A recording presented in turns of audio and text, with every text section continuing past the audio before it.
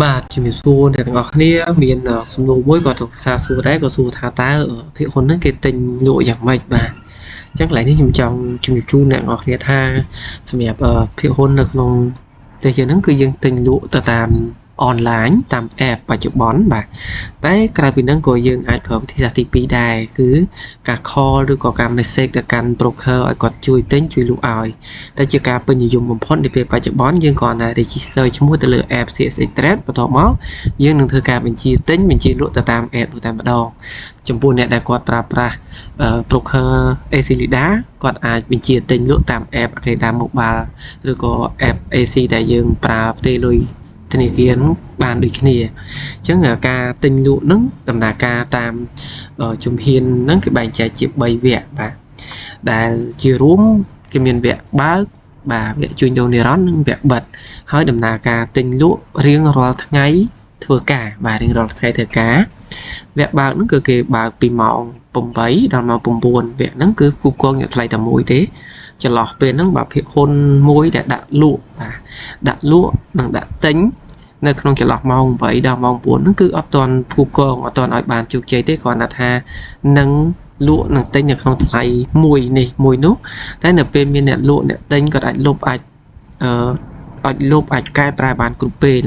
បន្ទាប់ពីដល់ម៉ោង9ទើបផ្សារចាប់ផ្ដើមគូកងថា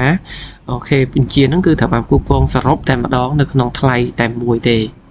បន្ទាប់មកទៀតចាប់ពីម៉ោង9ដល់ម៉ោង2:50នាទីគឺជាម៉ោងជួញដូរនិរន្តរ៍នៅក្នុងម៉ោងនេះយើងអាចឃើញតម្លៃណាយើងទិញតម្លៃហ្នឹងតែម្ដងអត់រងចាំទេ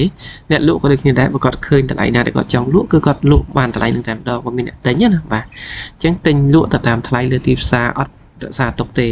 ទិញលក់ភ្លាមហើយចំពោះម៉ោង2:50ដល់ម៉ោង3គឺជាការមកបិទផ្សារនេះក៏ជួញដូរយកថ្លៃតែមួយដែរឧទាហរណ៍យើងឃើញគេលក់នៅក្នុងថ្លៃនេះយើងដាក់បញ្ជាទិញក៏អត់ទាន់បានដែររងចាំរហូតដល់ម៉ោង3អញ្ចឹងរងចាំរហូតដល់យ៉ាងទៅបានដល់ម៉ោង3គឺទិញលក់នៅក្នុងថ្លៃតែមួយអញ្ចឹងកន្លែងនេះចង់បញ្ជាក់ជូនថានៅក្នុងផ្សារហ្នឹងគឺបែងចែកជា3វគ្គហើយធ្វើការជួញដូរពីថ្ងៃច័ន្ទដល់ថ្ងៃសុក្រឬក៏យើងហៅថារៀងរាល់ថ្ងៃធ្វើការបើមានថ្ងៃឈប់ក៏អត់ជួញដូរដែរនិងមួយទៀតចំពោះការទូទាត់បើសិនបើមានការទិញលក់គឺប្រើរយៈពេល2ថ្ងៃបាទ2ថ្ងៃទើបបញ្ចប់ការទូទាត់មានន័យថាអ្នកដែលទិញហ៊ុនថ្ងៃហ្នឹង2ថ្ងៃក្រោយទើបគាត់ខ្លាយជាម្ចាស់ភាគហ៊ុនហ្នឹងពេញលេញបាទហើយអ្នកលក់ហ៊ុនក៏ដូចគ្នាដែរ2ថ្ងៃក្រោយទើបគាត់ទទួលបានលុយហ្នឹងពេញលេញណាបាទចន្លោះពេលហ្នឹងមិនមែនថាគាត់មិនបានទេគាត់លក់ភ្លាមគឺគាត់បានលុយភ្លាមហើយតែគាត់ដល់លុយហ្នឹងគឺអាចត្រឹមតែទិញភាគហ៊ុននៅលើទីផ្សារបានតែមិនទាន់អាចវាចេញទេរហូតដល់2ថ្ងៃក្រោយទើបគាត់អាចវាចេញបានអ្នកលក់ហ៊ុនក៏ដូចគ្នាដែរបាទអ្នកទិញហ៊ុនក៏ដូចគ្នាដែរទិញហ៊ុនភ្លាមគឺបានហើយហ៊ុនថ្ងៃហ្នឹងអាចលក់បានអីបានថ្ងៃហ្នឹងវិញប៉ុន្តែរហូតដល់2ថ្ងៃក្រោយទើបហ៊ុនហ្នឹងខ្លាយជា